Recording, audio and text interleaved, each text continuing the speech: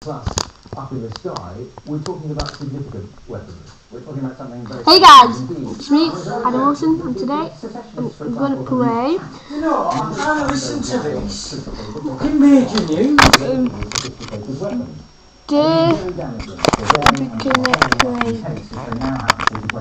Let's go. Civilian aircraft, but of course even more damaging if it turns out that the missile, if indeed there was a missile, came from the Russian side of the You border. haven't played it yet? Take us to your former role then. What sort of questions are now being asked, do you think, in Moscow?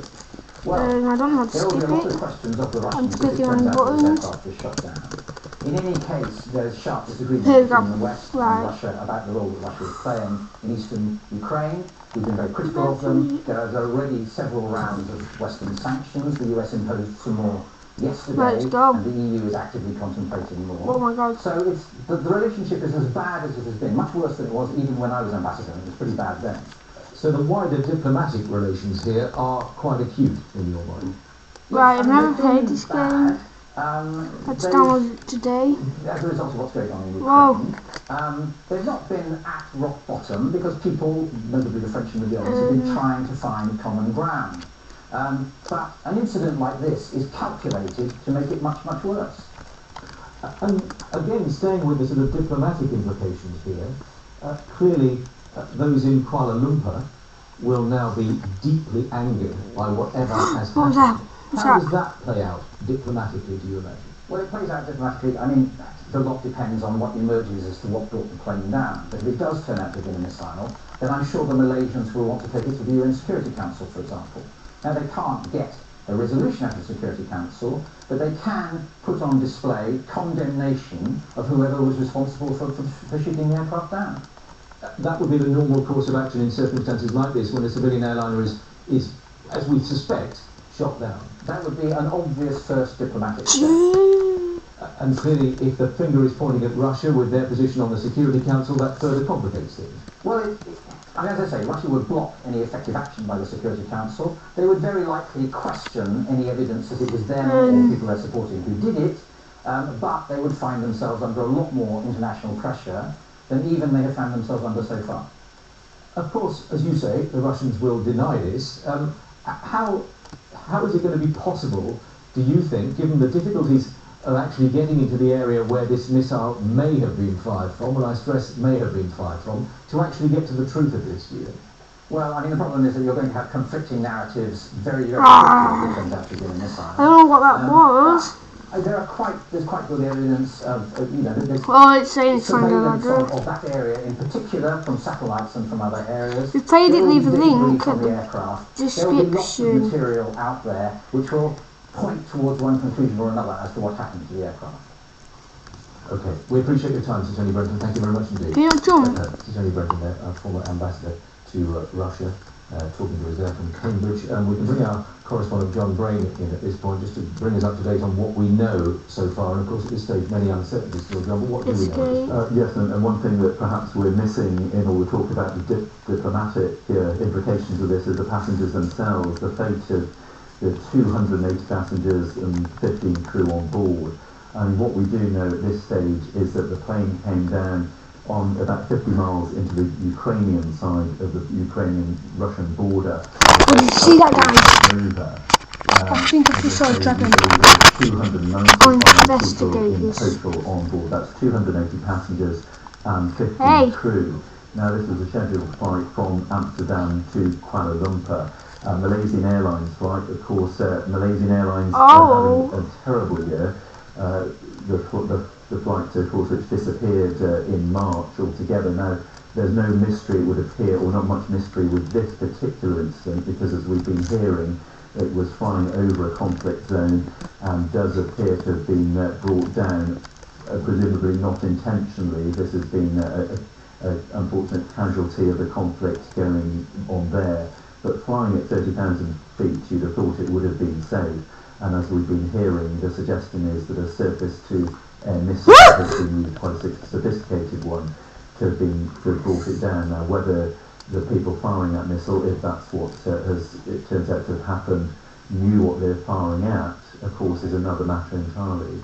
Elements of reports on social media, but as David Stern was saying a little earlier on, we have to be a little bit cautious about some of those at this stage. Yes, absolutely. I mean, very little at this stage has been confirmed, but Malaysian Airlines have tweeted that they've lost contact. Did you see that, guys? That was a dragon. And the Deputy Interior Ukrainian Minister has confirmed that a plane has been shot down.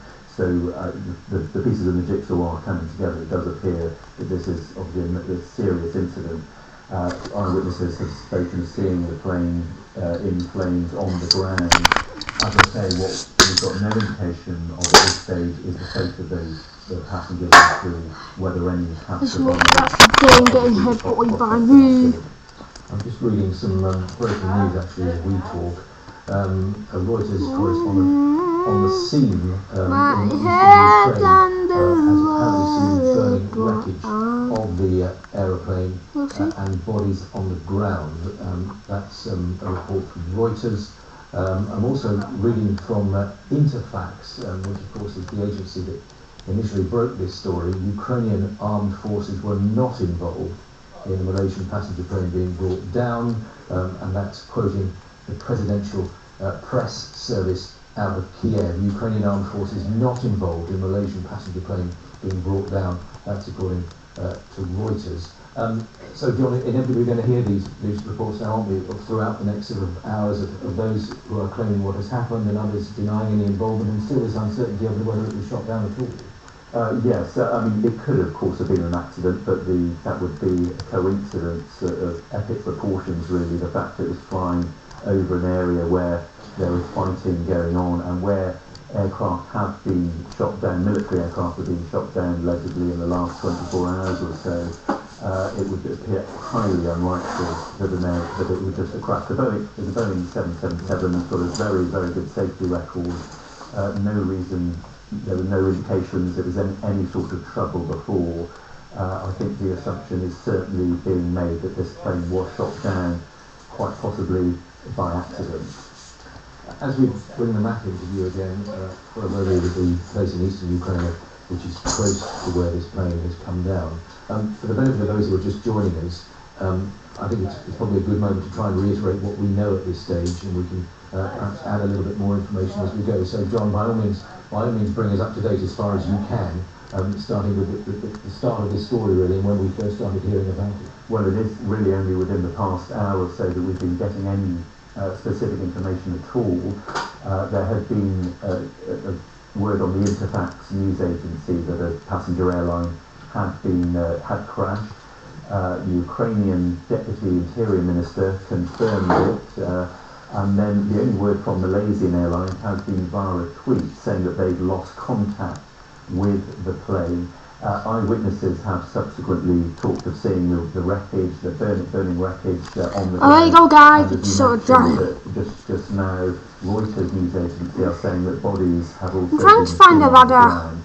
It was a flight from Amsterdam to Kuala Lumpur with 280 passengers and 15 crew on board. It was in cruise mode at the time of the crash, flying at 30,000 feet. So it would have taken a fairly sophisticated weapon to bring it down at that height.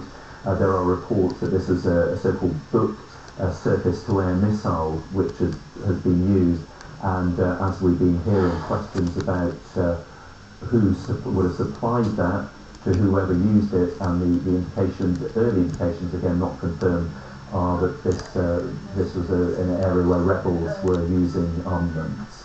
John, thank you for the time being. Just reading another line from our defence correspondent Jonathan Beale, saying that a defence expert has told the BBC that shooting down a plane at 10,000 metres high, as this one was, would have required a long-range surface-to-air missile, possibly guided by radar, and that suggests, he says, that it's unlikely that it could have been downed by a portable air missile or MANPAD, which has a much shorter range.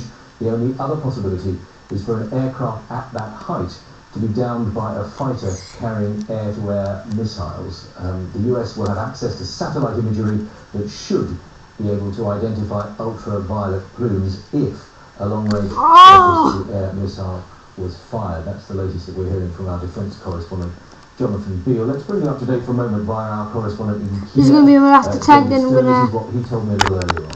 obviously. We're getting very little Brave information. In fact, deposit we have down the my initial announcement that this plane perhaps had disappeared, around 295 people on board. There is a confirmation coming from Ukrainian official, Mr. Gerashenko, who apparently confirmed this. This is coming from the Interfax news agency.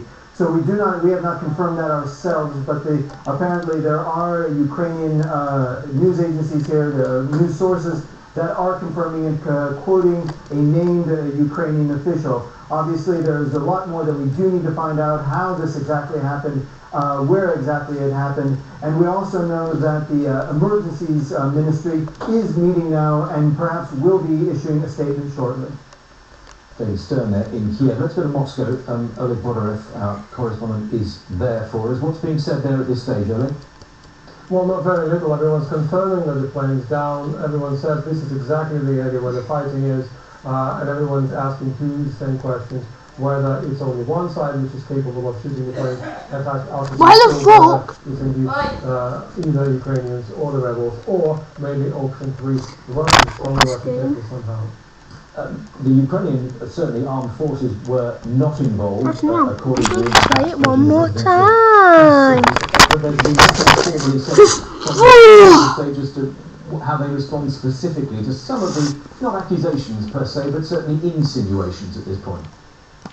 Haven't seen anything from the Russian government sources. We'll be checking again as soon as I'm talking to you. But yes, the options are still, everything is being discussed, and exactly, yes, as you say, there's hints, there's allegations that, rebels are having the booked ground-to-air missiles, the missiles which are capable of hitting the plane at 10 kilometers high in the air. And the Ukrainians have been accusing Russians all along from firing from the Russian territory, from the fighter planes. Here we go, guys. All of the options, all of the guesses are just as valid now. But